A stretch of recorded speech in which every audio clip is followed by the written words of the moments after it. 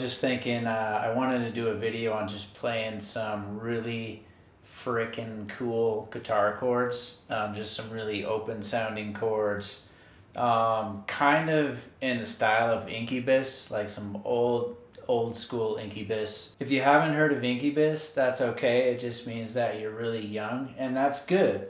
But if you have heard of Incubus and you're really young, it means you're young and you're really cool also. So that's good. Anyways, I'm just messing with you. But yeah, I just had these chords in mind, and I just wanted to kind of show you what I was doing to get that sound, just get that really sort of open sound craziness going on. So what you want to do is we're going to start with an E minor chord. But it's going to be kind of a very open sounding E minor. So you put your index finger on the 7th fret of the A string, ring finger 9th fret of the D, and your middle finger is going to go right on, the 8th fret of the B. Now what I'm doing is I'm just let everything's open. So E is open, low E is open.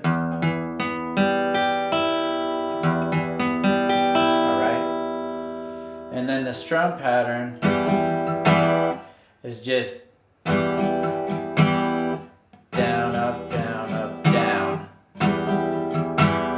Down, up, down, up, down. Okay, so then we got down, up, down, up, down, down, up.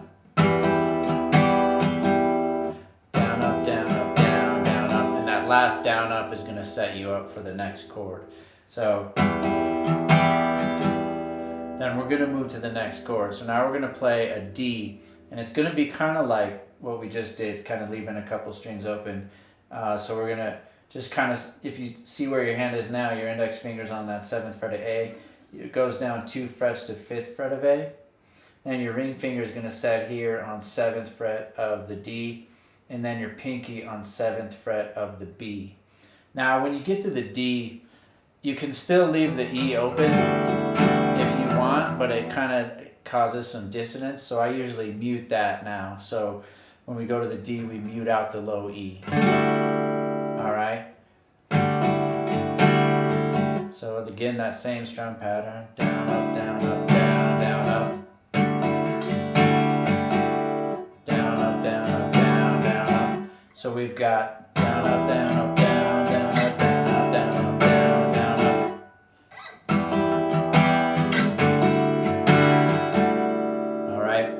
Now we're going to take this exact same shape, the one we're playing for the D.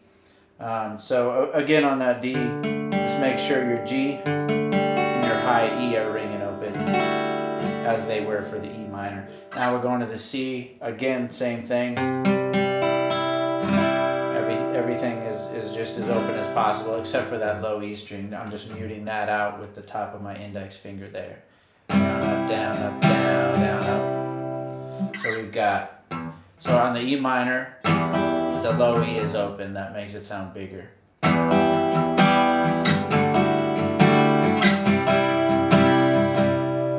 Alright, so now we're there on that C chord. Now what we're going to do is hop your index finger up to 3rd fret of the low E. Ring finger is now going to jump to 5th fret of the A, and middle finger goes to 4th fret of the G. Now this one, every string should be ringing. So you've got an open D and an open E and B. So open D, open B, open E. So down,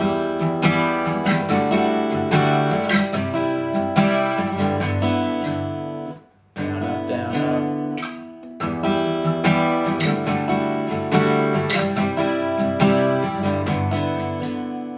So after you strum that G, you're going to go to an F sharp minor. So it's kind of a funky F sharp minor. So you're just going to slide so that your index finger is in 2nd fret of the low E, and now your middle finger is 2nd fret of the G.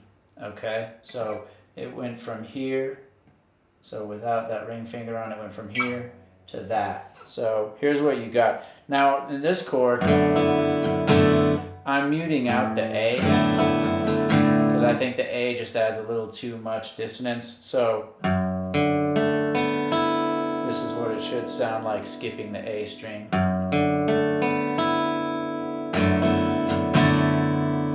So here's what we got so far.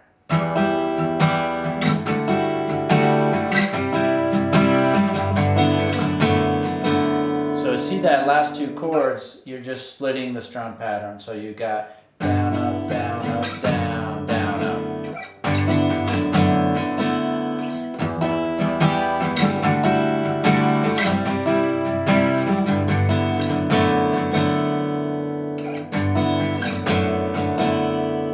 All right, and then you'll repeat it as many times as you feel like.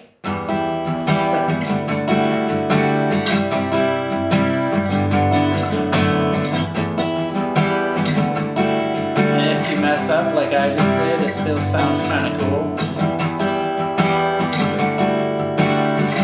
When you're ready to bring it to an end, you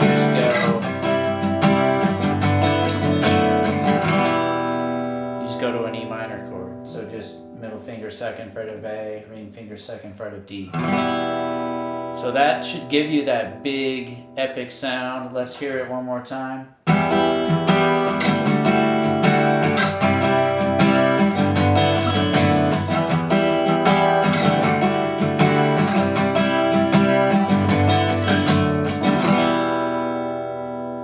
So I hope that helped you out. Go ahead, hit the like and subscribe, and I'll see you on the next video.